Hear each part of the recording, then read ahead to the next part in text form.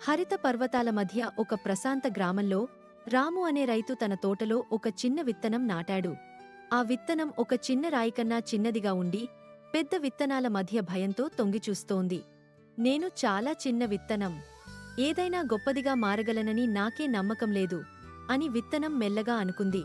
అప్పుడు సూర్యుడు చిరునవ్వు చిందిస్తూ చెప్పాడు, నీ శ్రేష్ఠతను చూపించు, చిన్న విత్తనమా. వర్షం మృదువుగా నేలపై చినుకుల్లా తట్టి ప్రతి పెద్ద చెట్టు కూడా చిన్న విత్తనంగానే మొదలవుతుంది అని చెప్పింది. ఆ మాటలు విని ఉత్తేజం పొందిన చిన్న విత్తనం మట్టిని చీల్చుకుంటూ పైకి వచ్చింది. రోజురోజుకు అది పెరిగింది. మొదట మొగ్గగా, ఆ తర్వాత కాండంగా, చివరకు బలమైన మొక్కగా మారింది. ఇతర మొక్కలు ఆశ్చర్యపోతూ, చూడండి, ఎంత గొప్పగా ఎదిగావు అని చిరునవ్వుతూ చప్పట్లు కొట్టాయి. కాలం గడిచేసరికి ఆ చిన్న విత్తనం ఒక అందమైన సూర్యకాంతి పువ్వుగా వికసించింది. రాము ఆనందంగా చూస్తూ, నీవు నా తోట గర్వకారణంగా మారినావు అని చెప్పాడు.